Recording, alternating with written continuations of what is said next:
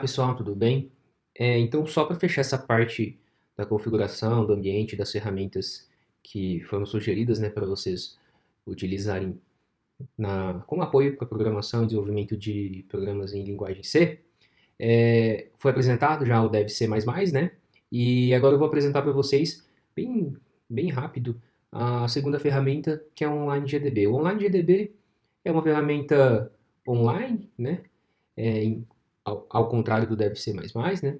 Não precisa necessariamente ter o sistema operacional Linux instalado, é uma ferramenta que roda multiplataforma, né, em quaisquer sistemas operacionais, desde que se tenha um browser, né, um navegador previamente instalado.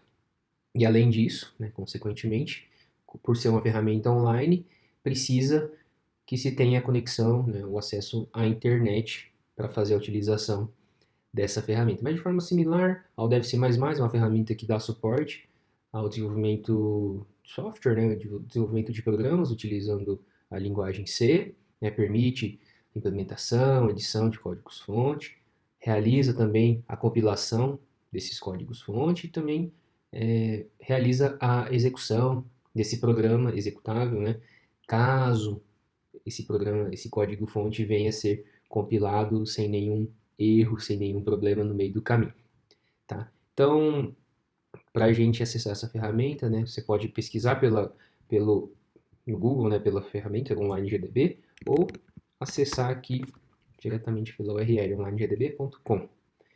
E aí, logo de cara, essa é vamos dizer assim, o ambiente inicial, né, a tela inicial do que é apresentado ao acessar essa ferramenta. Ele já traz uma parte aqui de comentários, né? A gente vai ver isso um pouco mais detalhado, a gente vai rever, na verdade, né? Isso já foi passado em algoritmos. Lembra daquele esqueleto, né? O esqueleto padrão, né? A estrutura padrão de todo o programa em C é o mesmo, praticamente. Difere aqui, talvez, na questão do posicionamento das chaves, né? Mas se a gente tirar esse Hello World aqui, basicamente está similar ao que foi apresentado com o Dev C++. É igual, né?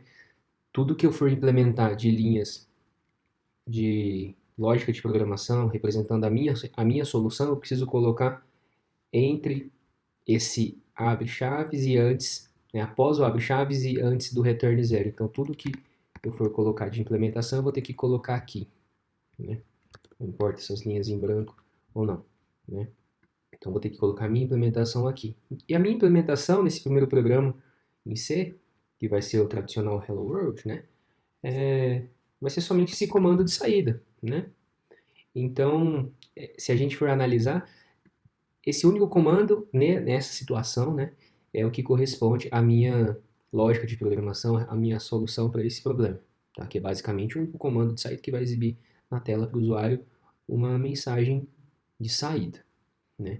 E aí, né, essa é a tela padrão, né? Então, todo arquivo novo que a gente for criar, talvez tenha que precise apagar esse comando de saída, mas como nesse caso a gente vai trabalhar, né, a gente vai fazer de forma similar ao Dev C++, eu vou manter aqui.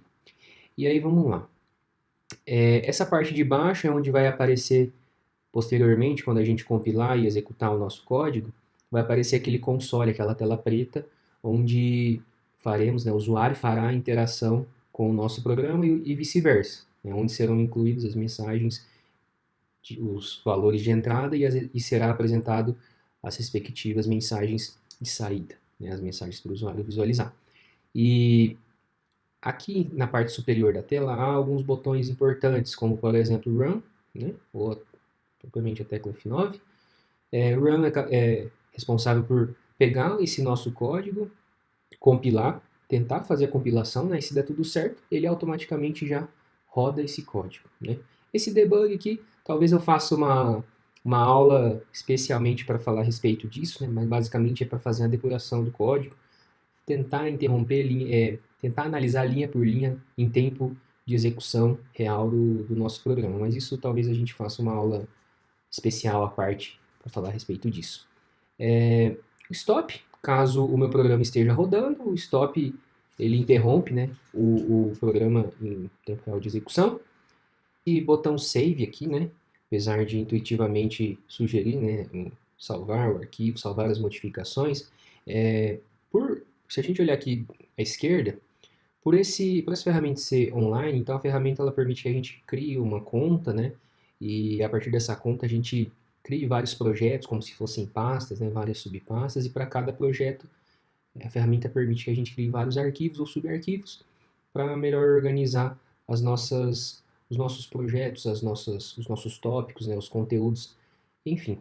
E a ideia desse botão é justamente realizar a gravação, o registro, salvar as modificações, mas isso ficaria salvo de forma online nessa ferramenta aqui, né, dentro do projeto que eu inseri ou dentro do subprojeto, da subpasta que eu criei.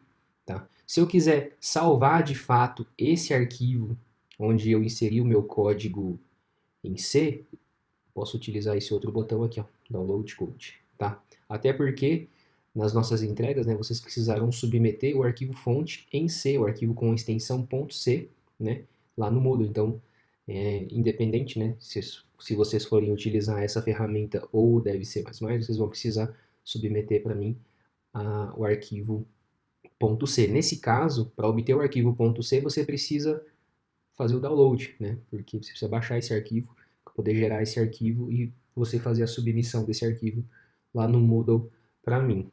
Tá? E aqui no canto superior direito, né, antes da gente fazer a compilação e a execução do nosso código, é necessário selecionar previamente qual é a linguagem que a gente vai estar trabalhando, que nesse caso é a linguagem C. Tá? Se a gente não selecionar nada, ele vai fazer uma indicação aqui de que você precisa selecionar essa linguagem. Tá? Então, seleciona a linguagem, ele já realiza a compilação, né? Se você quiser apertar aqui novamente, e aí exibe a nossa mensagem sair do tradicional Hello World, né? E encerra a execução. Aqui embaixo, né, como eu disse anteriormente, ficam as mensagens, fica aquela parte do console, né? A parte onde vai ter a interação do usuário com o programa implementado em si, e vice-versa. Tá? Onde o programa vai receber as mensagens, as informações, os dados de entrada e devolver as respectivas mensagens de saída. Beleza, pessoal? Bom, pessoal, então após apresentar essas duas ferramentas para vocês, né, só para a gente fechar esse tópico, né, é assim, eu sei que existe essa dúvida, né, de qual é a melhor ferramenta, qual que eu devo utilizar, né, eu acredito assim, que a melhor ferramenta seja aquela que você obteve uma maior afinidade, tá? Ambas as ferramentas são, na minha opinião, são bem intuitivas, né? São bem amigáveis assim, em questão de usabilidade, né? O Deve Ser Mais Mais é um pouco mais antigo, né? Enquanto a partir do MongoDB foi criado um pouco mais recente, né? O Deve Ser Mais Mais, uma vez instalado, ele não precisa necessariamente estar conectado com a internet para vocês poderem utilizar e praticar os exercícios, né? Praticar a linguagem C. Em contrapartida, o OnlineGDB precisa necessariamente ter uma conexão com a internet para você poder acessar essa URL, né, para poder praticar e desenvolver os programas em C. O Deve Ser ele roda especificamente no Windows, enquanto que o OnlineGDB não precisa necessariamente ser o Windows, né, pode ser em qualquer outra plataforma, desde que se tenha um navegador, um browser de internet instalado. Né, e tem uma diferença assim, que, na minha opinião, pode interferir na hora de você tomar a sua decisão, que é com relação à codificação dos caracteres especiais. Né? O Deve Ser ele utiliza a codificação TF8, né, que é a codificação do padrão americano.